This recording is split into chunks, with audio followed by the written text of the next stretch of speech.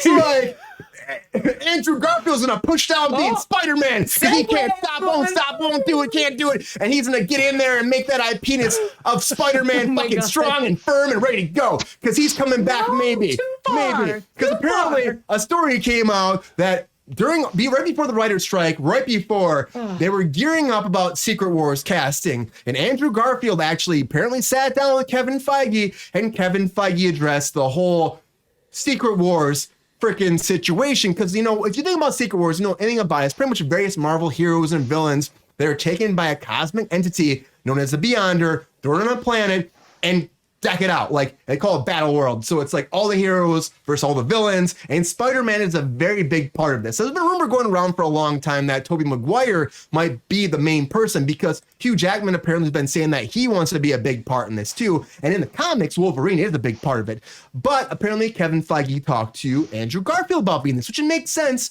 Like, why not bring all three of the Spider-Men in and do it all as one whole thing? It would be also cool if you're going to wrap up, as Deadpool seems to be doing, the whole Fox universe into the Marvel universe. This is the first time, like, you know, the Sony fucking Spider-Man being on the screen with Wolverine. That never happened all that time. Plus with the new people like Tom Holland. It could be really freaking cool. And for me, when I hear this, it's like, that'd be awesome. And you know, Tom Holland's said multiple things online being like, there's more story. I'd love to come back. Of course I'd love to come back. You're an actor with Spider-Man that got fucking screwed out being Spider-Man. You won't be Spider-Man again. So the idea is you bring them all back for Secret Wars. I think that'd be fucking dope. And, you know, it's apparently everyone's talking about, all the scoopers are talking about it online. That's why I wanted to address it today, that Andrew Garfield had this meeting. Sabrina, do you think this means shit, or is it a cow just shitting in a field and no one saw it?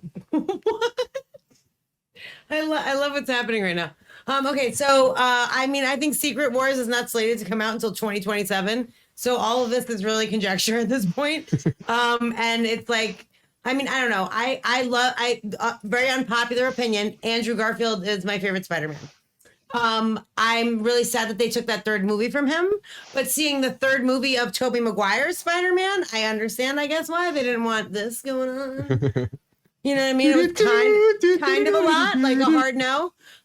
So I don't know, but I liked the groundedness of Andrew Garfield and his performance as Spider-Man. I liked his Peter Parker, and I liked, like, when he was Spider-Man, I liked the comedy and like the levity that he brought to the role, which is very different. Tom Holland has a bit of that, and I do enjoy Tom Holland as well, and I enjoy Zendaya. Like, I like the whole new squad. But for me, like, as everyone, you know, knows, the suspension of disbelief for me is, you know, a little bit shaky. And I feel like Andrew Garfield brought the most amount of reality to it. And Sally Field, obviously, she's fucking so epic. You know, not that Marissa Tomei is not epic, and like in its own right. And of course, Sam Raimi, fucking, you know, Tobey Maguire, like, I'm not hating on any of it, but I really enjoy his portrayal of Spider-Man. So I would love to see more of it, period. And if that comes in Secret Wars, I would love it. Like Brian said, I would love to have all three of them together again. Yeah. Like, I think that would be amazing. That was super fun, you know, to watch the three of them together. And I feel like this time it would be even better because, like, now they kind of know each other or fought together, and like there's, like, you know, some sort of a different sort of camaraderie that has come from that. And I think it would be fun to explore. But again, 2027, long way away. In the middle of a strike, like, I'm not holding my breath. Yeah, and the thing is, like, they could have met, and it's just like talk, and you know, we're gonna talk more about the Secret Invasion, our next topic. But Sean, what do you think? Do you think that this makes sense, like with the whole, you know, Secret Invasion, or I mean, I should say the Secret Wars storyline? Do you think it makes sense that you bring these characters back? Would you want to see them together again? Like, what do you think? Or do you think this is noise again, like bad noise? Oh yeah, Secret Wars. Reference. There it is. Listen, so I'm a big fan of counter continuity. Anything that has to do with creating a new universe, or, you know, taking characters out of what's expected and giving them a new way of doing things. And I thought one of the stronger Spider-Man performances in No Way Home was Andrew Garfield. 100%. So good. I feel like every time he was in a scene or every time he was given a chance to play his version of Peter Parker, it resonated with me. I believed him. I felt like I wanted more. And so, Yes. absolutely, I would love to see him come back in something like a Secret Wars. Give him a third movie, please. Yes. Having looked at and read some of the back matter as to why Tom Holland was kind of brought in to revamp a Spider-Man, and what happened with Andrew Garfield. I understand that Kevin Feige was very against a more emotional Peter Parker, a more emotional actor like Andrew Garfield did, because there was a lot of trauma in his 2 Spider-Man movies that Tobey Maguire just didn't have to do, and Andrew Garfield fucking shows up and does a hell of a job. So yes, I would be very happy to see him show up in something like Secret Wars. To Sabrina's point, this is a million years away. I don't know what the fuck this photo is. I'm not going to speak to it. But looking at it. I'm not doing it. All I'm saying is, no, I'm good. All I'm saying is, yes, more Andrew Garfield Spider-Man. I'd be happy to see it. If it's not a standalone movie and it's just in Secret Wars, that's fine by me. But Secret Wars is all about bringing different versions of characters together and making them kind of exist or coexist in a way that, serves a larger plot. So I could totally see how Andrew Garfield could show up and do a great job again, like he did in the last Spider-Man. Yeah, his performance was so great. The moment talking about Gwen Stacy and what her death meant to him, it made me want to go into that universe more. I shed oh my God, tears in the theater. Oh my God. Yeah. I stopped pulling my punches. Right? Like the delivery of that line, the pain behind that line was just like I could feel it. And exactly, fantastic actor. And he did such a good job in that, and he was just the studio fucked him. The script fucked him, whatever you want to say. The second movie too fucked him quite a bit. He's so underrated Absolutely. as an actor in general. Yes. Like in general, Yes. he's an underrated fucking actor.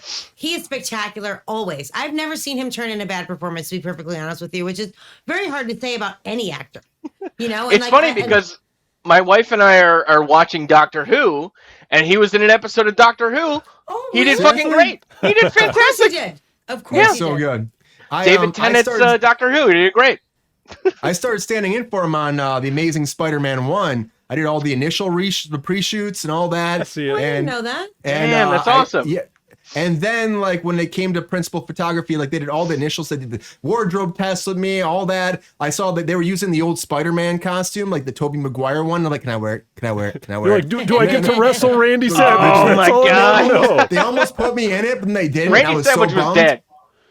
And Bone cutter. Her. But then some producer took the role from me. The producer's kid took it, so I ended up being taken off the project, which really bummed me because I was so. You got to fucking wear excited. the Ant-Man suit, though. I I mean, didn't wear that's the pretty Ant-Man fucking cool. costume. That's pretty fucking cool, Brian. Spider-Man No too, I'm one just can saying. take that away from you, Brian. They can't do it. They Sidebar, can't though. stop, won't stop. Sean, whenever you agree with me with this type of comic book shit, it validates my life as a human, and I appreciate you. It makes me so happy. I'm like a giddy little kid whenever you're like, yes. And I'm like, oh. I'm glad I can do that for you, Sabrina. I'm very happy. I need it. I really do need it every once in a while. Like, are you gonna share this whole lovey feeling right now, or what? What do you think about this? Do you think this is real? This is true? Do you believe Andrew Garfield's coming back, or do you hate him as Spider-Man? And you're like, why the fuck would he come back? Yeah, Brian, this is not just a hot take to make your show spicy. Both of these guys are completely wrong. Andrew Garfield is trash. For No Way Home, they should have brought back the other two. They should have canceled his American passport. He should not be allowed back in the country. He's got just a Canadian. Lord. Is he not a Canadian? He's an honorary Canadian, or maybe he's just got that Anakin hair. Yeah. Ryan Reynolds is Canadian, in case anyone. He's British. He's British. He's British, yeah. Same thing. Same he thing, is Sean. British.